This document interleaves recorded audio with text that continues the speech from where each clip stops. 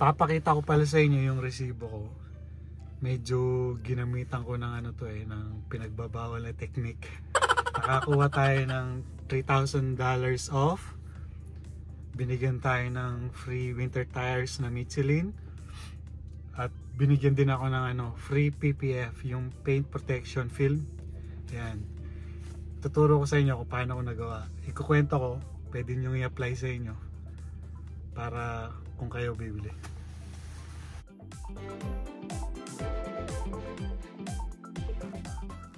Ito nga pala yung 2025 na Pilot Trail Sport. Yung mga nakapanood ng vlog ko, yung Civic na ano na yun na kinuha na ng insurance. So kailangan namin mag-decide, kailangan namin ng another na sasakyan.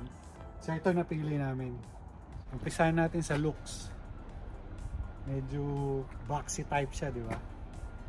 Kung nasa parking lot ka, hindi yung tipong kailangan mong mapapa-double look ka. Para sa akin, sa opinion ko lang, nasa ano lang to. Sa looks niya is nasa 7 out of 10 or max is 8.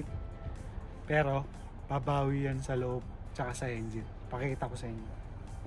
Ito nga palang rims niya. 18 siya, no? 18 na all terrain. Pero ito, binigay na sa akin to ng ang tawag doon? Siya yung agent, yung sales rep. Binigyan ako ng free na winter tires na Michelin. Pero yung mga ibang trim level nasa 20 inch. Bali itong Trail Sports, ano lang siya, nasa 18 inch siya. Ayan. Check natin yung engine.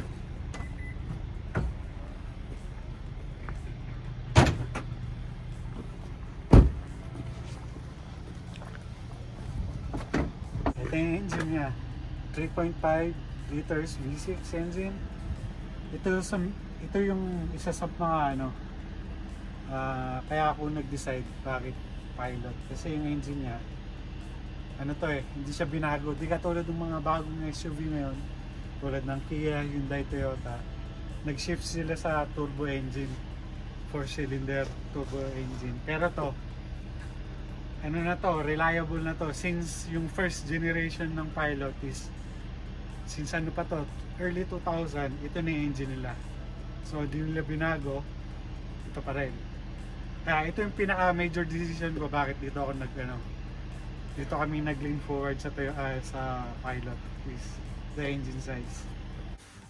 Bale yan, ang loop niya may 8 inch na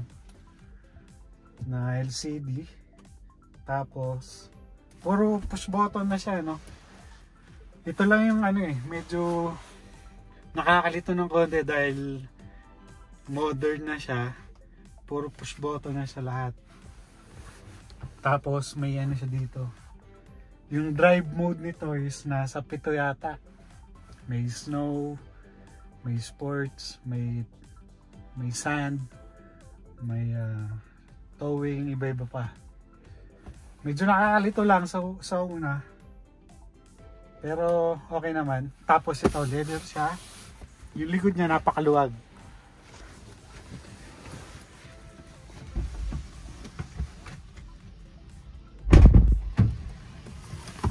Kung i-compare mo sa mga ibang SUV, ito yung pinaka nakita kong komportable at napakaluwag. Ayan, tapos marami siyang mga charger. Control sarili sa mga aircon or heater. Tapos heated seat din siya. Tapos captain seat. Ayan. Pakita ko sa inyo yung likod. Gaano siya kaluwag. Ayan, ang height ko nasa 6'2".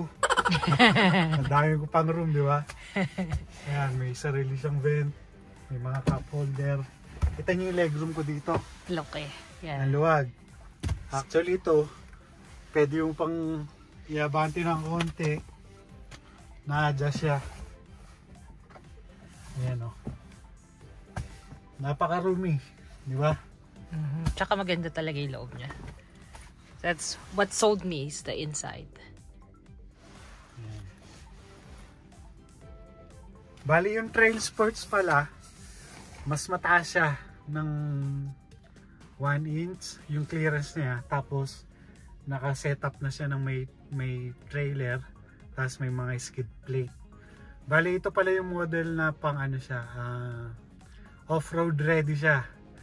Yung mga weekend off-roading. Pero hindi siya hardcore na off-road.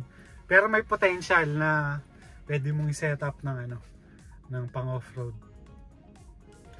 Ito pala yung mga isa, kung meron akong babaguhin, ito yung ayaw ko sa loob na to. Which is itong moonroof. Ayan. May moonroof. Kung pwede kong patanggal yan, papatanggal ko sana. Kaya lang, nandyan na yan eh. Kasi, di mo naman masyado nagagamit to eh. Isa mo pang mini-maintain. Kaya yan. But I like it. I like the moonroof. Yung ano pala niya, floor mat, hindi ko kinuha yung OEM.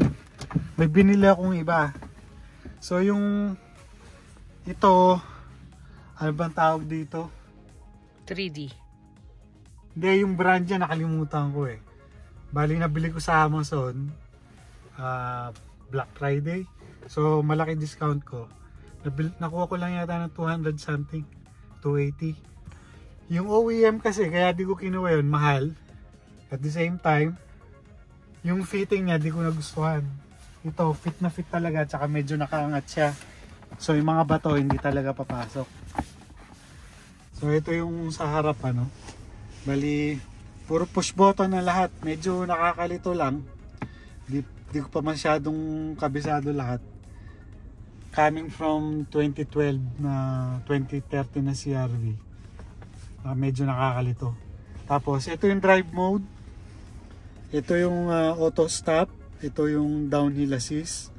Tapos ang dami niyang mga parking brake, meron pang another brake doon. Ito drive tsaka sports mode. Ito yung drive mode niya, no? Bali 7 yata. May sports, normal, econ, snow, trail, sand, tow. So pang ano siya, pwede tayong mag off-roading ng konti rito. Sports mode. Sand. Ayan. Trail. Pwede tayong mag-off-road ng konti, pero hindi naman hardcore off-roading. Kasi may skid plate to, may trail, may hits. Saka mas mataas nga ng konti ito sa mga regular na Yes. na pilot. Ang luwag niya, di ba? Naka-pod yung mga Marami akong storage. Ayan. Sasakay. Tapos, meron isang storage sa baba. Dito, baliktaran to. Pwede mong baliktaran yung carpet niya. Pag medyo lalagay ka ng medyo icy or basa. Siyempre, kailangan natin ng baseball bat. Mga balos. Ito yung hits sa baba. Yung Honda Canada pala, no? Tinanggal sa Trail Sports yung yung 360 cam. May 360 cam dapat eh. Yung US Trail Sports. Meron siya 360 cam. Pero ewan ko ba't tinanggal sa Canada. Sa V6 engine is Pathfinder tsaka tong Honda Pilot. Yung the rest, iniba na nila lahat yung mga engine size nila, no? Yung Toyota, Kia, Hyundai. Bali lahat na sila, nag-turbo engine na sila. So, nag-test drive din tayo ng Toyota. Bali 3 dealership yata yung pinuntahan ko na Toyota eh. Hindi ko na kasi na-vlog lahat eh. Pati yung mga dealership sa Honda, lahat yata ng sa Calgary pinuntahan ko. So, iba-ibang experience ang may experience nyo. Lalong-lalo na sa mga sa mga sales representative nila, no? And overall experience, talagang satisfied ako sa Honda Pilot. Medyo naninibago lang ako sa mga technology niya. Pero so far so good naman. So ayan, 10 out of 10. Kaya napili ko itong Honda Pilot. Kaya abangan nyo yung mga ibang vlog ko. Malamang ito yung madalas na yung vlog ko ngayon.